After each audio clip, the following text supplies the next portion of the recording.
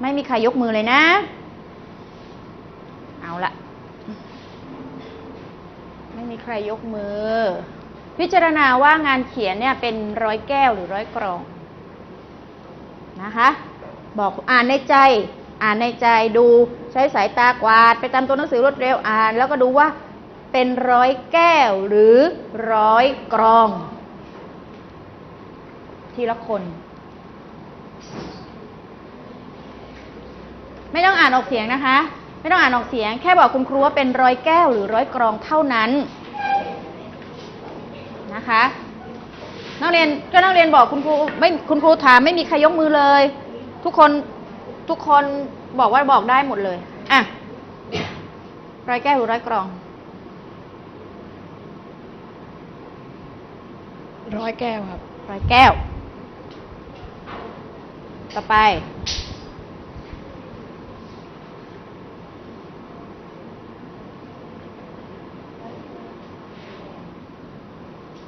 อ่านก็อ่านในใจ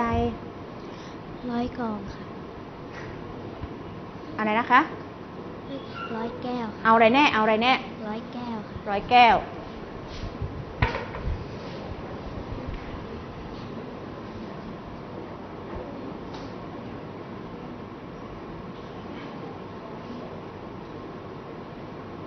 ร้อยกรองร้อยกรอง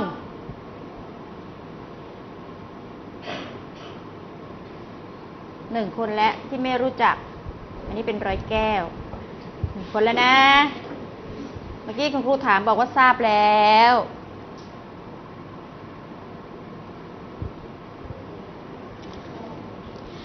ร้อยกรองค่ะร้อยกรองต่อไป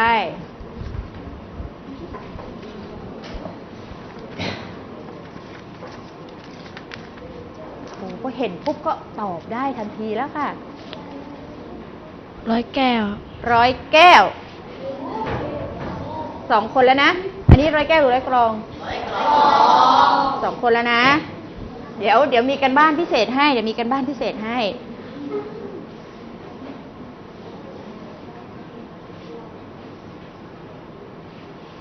ร้อยกรองค่ะร้อยกรองเป็นอะไรคะสามคนแล้วนะมีการบ้านพิเศษเสริมให้ร้อยแก้วครับร้อยแก้วถูกไหมคะถูกต่อไป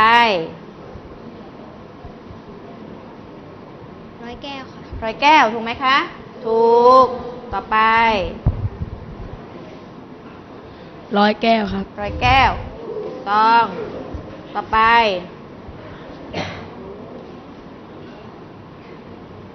ร้อยแก้วร้อยแก้ว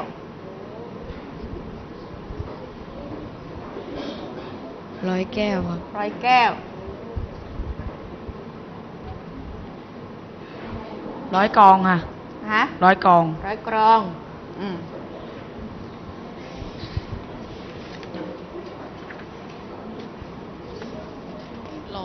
ร้อยกรองครับร้อยกรองถูกต้องร้อยแก้วร้อยแก้วถูกต้องอ่ะใครที่ผิดยกมือกี่คนสามคนที่ตอบไม่ถูกอ่ะทีนี้ลองบอกคุณครูซิว่าร้อยแก้วกับร้อยกรองมันต่างกันตรงไหนคะ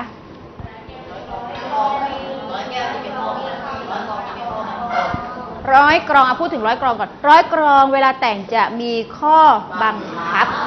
คือแต่งเป็นวรรคมีคำสัมผัสคำไหนสัมผัสคำไหนมีคำคล้องจองอันนั้นคือร้อยกรองที่เราแต่งมีอะไรบ้างที่เป็นงานเขียนประเภทร้อยกรองกับยันดี11กลอนสุภาพกลอน8โครง4สุภาพโครงชั้นกาบกลอนร่ายอันนี้เป็นงานเขียนประเภทร้อยกรองนักเรียนจำดีนะคะกรองนี่คือมันต้องกลั่นกรองออกมาฝ่ามันจะได้ส่วนร้อยแก้วเป็นอย่างไรคะก็คือเป็นงานเขียนอิสระผู้เขียนสามารถเขียนบรรยายถ่ายทอดอะไรออกไปไม่มีข้อบังคับเช่นอะไรบ้างที่เป็นร้อยแก้วเขียนบรรยายเขียนอธิบายเขียนเล่าเรื่องเขียนบทความเขียนสารคดีเขียนเรียงความอะไรพวกนี้เป็นร้อยแก้วนะคะ สามคนนี้เดี๋ยวต้องให้รางวัลพิเศษเดี๋ยวหมดชั่วโมงมารับรางวัลพิเศษอ่ะทีนี้มาดูหลักการอ่านออกเสียงบทร้อยแก้วค่ะการอ่านออกเสียงบทร้อยแก้วคือการอ่านให้ผู้อื่นฟังใช่ไหมออกเสียงก็คือการอ่านให้คนอื่นฟังมีหลักในการอ่านอย่างไร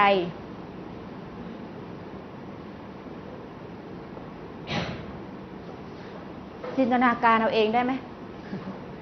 ได้ไหมเนี่ยทำอย่างไรล่ะอ่ะลองค้นคว้าหาความรู้ด้วยตนเองสิหลักการอ่านออกเสียงบทร้อยแก้วทำอย่างไรคะถ้าเราจะอ่านออกเสียงบทร้อยแก้วหยิบหนังสือเรียนขึ้นมาค่ะเปิดไปที่หน้า93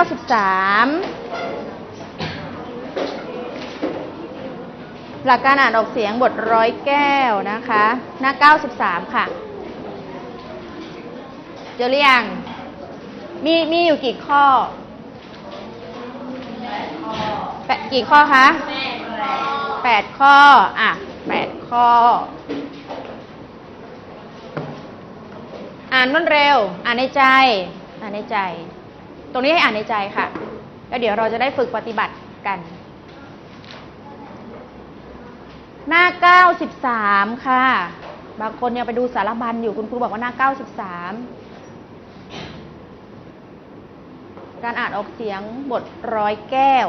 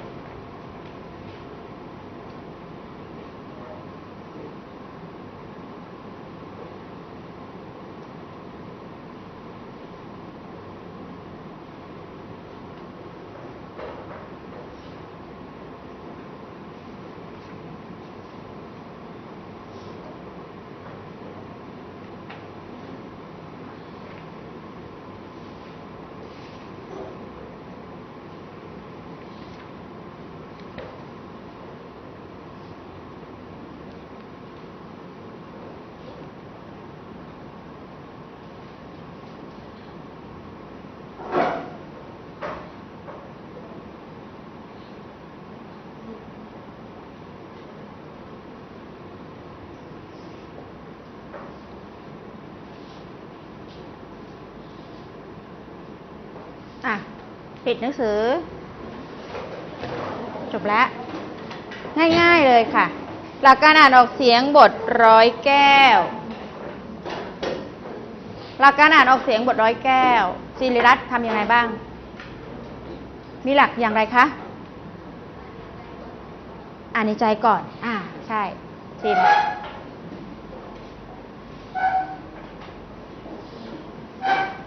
ยังไงต่อคะเพื่อนบอกว่าอ่านในใจก่อน1 รอบเพื่อสำรวจคร่าวๆแล้วทำไงอีกเวลาอ่านควรใช้สายตามองผู้อ่านเป็นระยะไม่ควรก้มหน้าอ่านอย่างเดียวครับฟังให้ดีนะเดี๋ยวเราต้องปฏิบัติตามเพื่อนบอกว่าเวลาอ่านนี้นะเราก็ต้องใช้สายตาเนี่ยมองผู้ฟังบ้างไม่ใช่ว่าก้มหน้าก้มตาอ่านอย่างเดียวนะก้มหน้าก้มตาอ่านอย่างเดียวพอเงยหน้ามาอีกทีหนึ่งเพื่อนไปหมดแล้วเหลือเรายืนอ่านอยู่คนเดียวใช่ไหม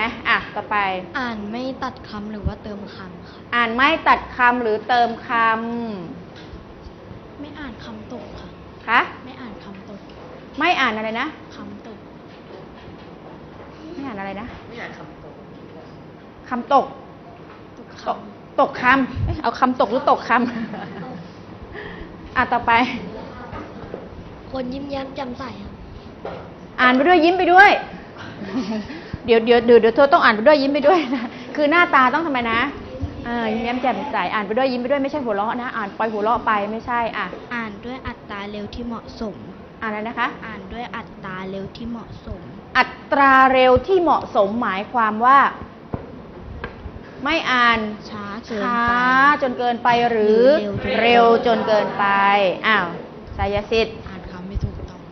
อะไรนะคะอ่านคำไม่ถูกต้องอ่านคำให้ถูกต้องเวลาเราอ่านให้เพื่อนฟังถ้าเราอ่านผิดนี่คนฟังเขาก็จะทำไมคะ คนไม่ใช่หรอกเวลาเราอ่านเนี่ยคนฟังเขาฟังแล้วเวลาเราอ่านผิดนี่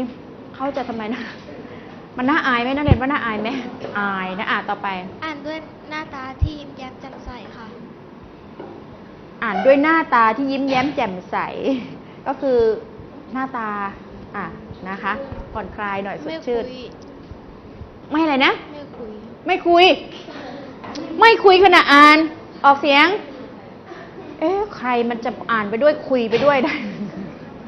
อ่านขณะที่ออกมาอ่านให้เพื่อนฟังหน้าห้องเรียนอ่านไปพักหนึ่งแล้วก็หันไปคุยเฮ้ยเดี๋ยวเที่ยงนี้เดี๋ยวไปกินข้าวด้วยกันนะแล้วก็อ่านต่อเฮ้ยเดี๋ยวใช่ไหมใช่ไหมคะไม่น่าจะใช่นะไม่มีใครขนาดที่ยืนอ่านออกเสียงอยู่ให้คนอื่นฟังแล้วก็คุยไปด้วยนะต่อไปเมษา